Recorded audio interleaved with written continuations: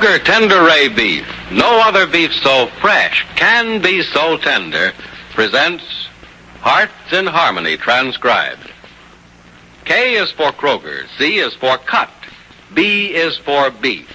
KCB means Kroger cut beef, and Kroger cut beef means more meat for your money. That's right, ladies. Kroger cut beef gives you more meat, less waste. You see, before the meat is weighed and priced, the Kroger method of cutting beef removes excess bone, excess waste, and stringy ends. Yes, that's before the meat is weighed and priced. And that's why Kroger cut beef gives you more meat for your money. It's top U.S. government grades of beef, meat that's tender, juicy, rich red, and marbled with just the right amount of flavory fat. Yes, it's a better value in top-grade beef.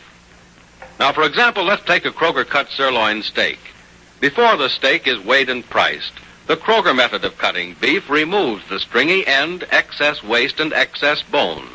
So you get a better value because you don't pay steak price for stringy meat, excess bone, or waste.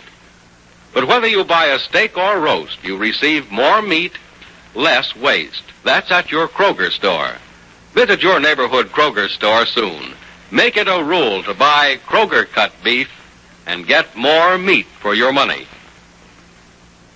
And now, Hearts in Harmony. They had to call the Rossville police to find little Julie Martin when she disappeared yesterday, and the police found her hiding in the broom closet in the pantry.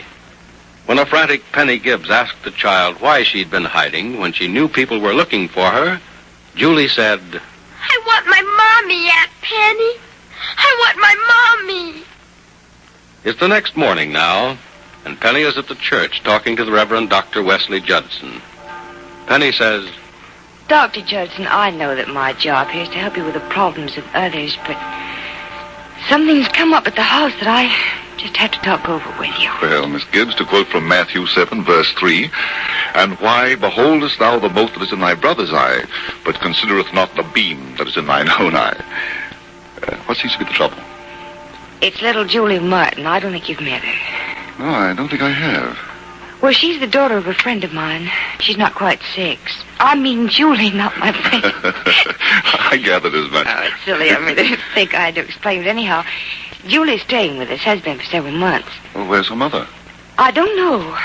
When she left, she said she was coming back for Julie in a few days, but I haven't heard from her since. That's odd. Not even a word? No, not a word. That's strange.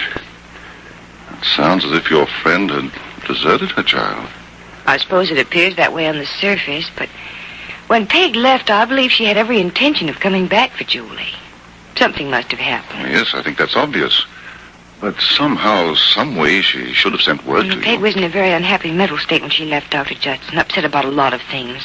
They aren't important to this particular case. Well, what is this particular case? That Julie is beginning to show signs that she needs her mother desperately. Well, what about the girl's father? Can't he find his wife? Julie's father's dead. Oh, I see. It's more than that, Dr. Judson. Julie never knew her father. He left Peg shortly after she was born. So the poor child is known as a mother.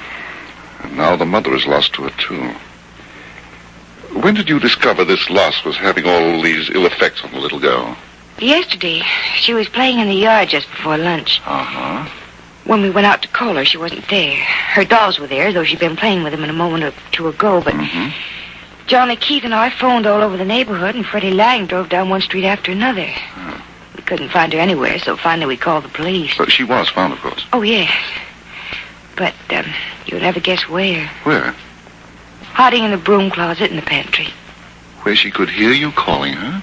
She heard us calling her, and she knew we were frantic because of her, but she stayed in the closet for almost 2 hours.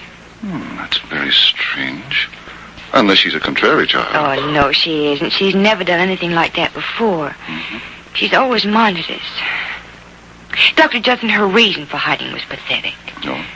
She did it because she misses her mother. Yes, I guessed as much.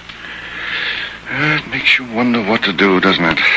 I have no idea what to do. If I thought I could find Peg, I'd try, but I know I can't. Dr. Judson, I'd like to see Julie happy, but I'm afraid she'll be hiding in dark closets all the time. Yes, it does seem hopeless since you can't find your friend.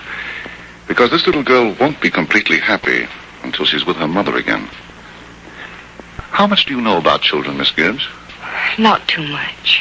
Well, I can't set myself up as an authority on children either. But I do know enough about little people to guess some of their ills and recommend a cure. Children are like adults, Miss Gibbs.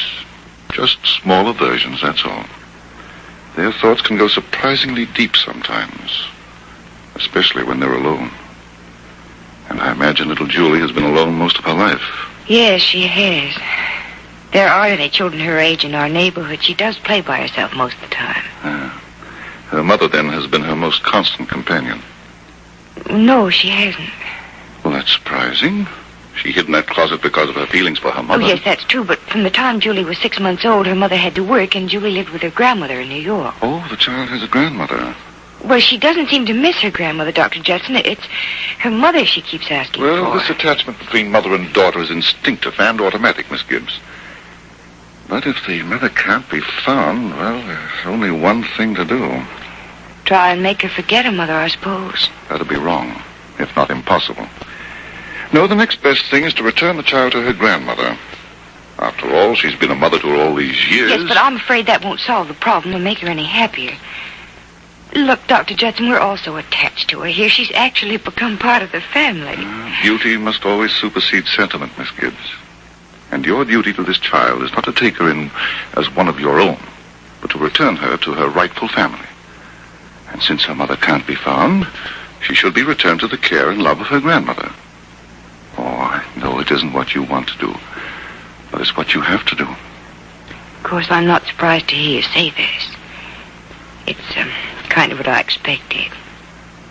But suppose she doesn't want to go to her grandmother. Well, you'll have to make her see that it's best for her, and best for everyone.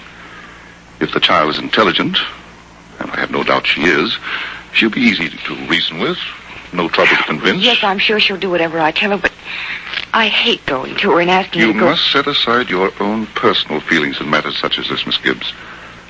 Oh, I know it's not easy to give up a lovable child, and perhaps the girl will object to being returned to her grandmother's, as you say. But believe me, you'll be doing the right thing, the thing that is your duty, by returning this unhappy child to her family. Aunt Nora! Aunt Nora! Oh, yes, Julie? Aunt Nora, where's that Penny? Why, honey? Where's that Penny? I can't hear you, Julie. Just a minute. Oh, there, that's finished. Now, what did you ask me, Julie? Where's that Penny? Oh, she went over to the church to see Dr. Judson. Will she be home soon? I think so. I wanted to come home soon. I wanted to play castle with me. Well, I'm sure she will, Julie. Could I help you clean the rug, Aunt Nora? Oh, I'm all finished with the vacuum cleaner, Julie, dear. In fact, I'm all through cleaning the house this morning. But I want to help. Well, I'll be doing something in the kitchen that you can help with. I'll call you as soon as I need some help. Oh, thank you, Aunt Nora. Oh, I'm home. Oh, Aunt Penny. Will you play castle with me, will you? Hello, Julie. Will you play castle, will you? I've been waiting for you all morning. Will you? Oh, in a little while, Julie. Why don't you start and I'll join you in a bit. Now, that's playing by my own self, and I'm tired of playing by my own self. Well, darling, Please, Aunt Penny, will you? Oh, Julie. Look, honey, come over here and sit down beside me. I'd like to talk to you for a minute. Please don't scold me for yesterday, Aunt Penny. I'll never hide in the closet again. Honest, I won't. Ever again. I'm not going to scold you, darling. And I know you won't do it again. Come on, Julie. Sit down. I want to ask you something. All right. Then can we play castle, can we? Yes, if you like. Julie, you'd like to see your mother, wouldn't you? Oh, yes, Aunt Penny. Is she coming to get me? No, darling, I wish you were, but we can't find her. But you will find her, won't you? Won't you, Aunt Penny? I wish I could promise that, Julie, but I can't. It may be a long time before we see her again. I'll wait. Julie, I can't ask you to wait. It isn't fair to you. But I'd like to wait, Aunt Penny. I like it here. It's fun. I like the yard and everything. And Uncle Freddie says he'll take me to the farm to see the pigs and chickens and everything lots of times. Yes, but, darling, don't you think maybe it might be better if you waited for your mother at your grandmother's? Grandma's? I think that'll be the best place to wait for her. We'll take you to your grandmother's tomorrow. Do I have to go, Aunt Penny? I think it's best, darling. You will go like a nice little girl, won't you, Julie? Yes, Aunt Penny. That's the good girl. All right, now you go out and play castle, and I'll join you in a few minutes. I'd like to see Nora about a few things, please.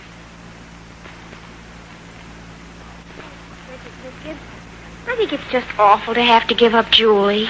I don't like to see her go either, Nora, but Dr. Judson's right. It's our duty to give Julie back to her family. Yeah. And since we can't find Peg, the next best thing is to take her back to the grandmother. Oh, the house is going to seem so empty without her. They are. Well, we have Valerie. Pretty soon she'll be running around and chattering. We'll probably have our hands full enough with just one child in the house. Oh, I wouldn't care if we had a dozen here. Oh, crickets have almost burned the potato patties. Get that up. Oh. Have you spoken to Julie yet? Yes, I just told her. What did she say? Nothing. There was a funny little look on her face for a minute, but then it disappeared, and she just looked up and said, all right. Miss Gibbs, she wasn't happy with her grandmother. I told Dr. Judson that, Nora, but he said that Julie doesn't belong to us, and she's unhappy here without her mother. But how will she be any happier with her grandmother if she doesn't have her mother? She will be, I'm sure. At least she knows her grandmother's her own family, and that makes a difference. Yes, I suppose it does, but...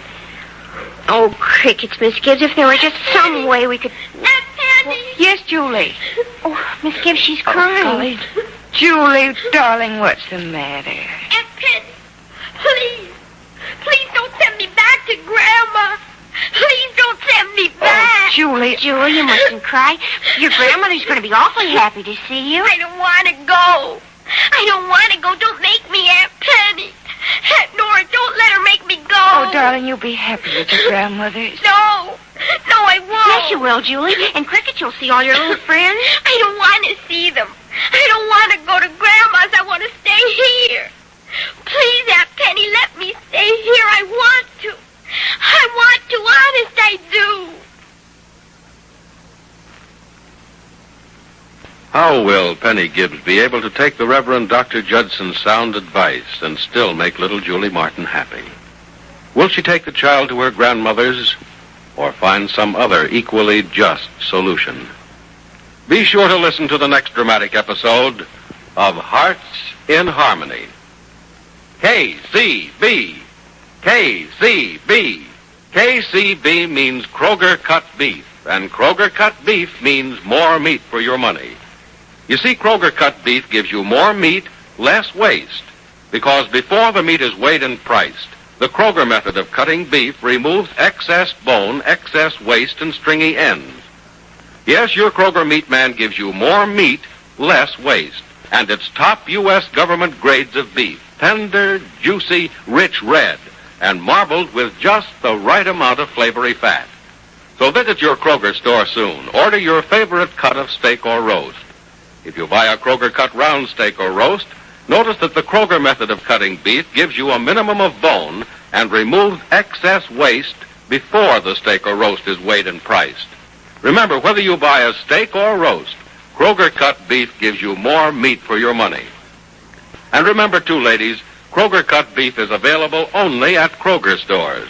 So plan now to visit your neighborhood Kroger store. There's where you'll find delicious beef, top-grade beef. And there at your Kroger store is where you get more meat for your money. For Kroger cut beef gives you more meat, less waste. Get your share of this tremendous value without delay at your neighborhood Kroger store. Tune in tomorrow, same time, same station, for another exciting transcribed chapter of Hearts in Harmony.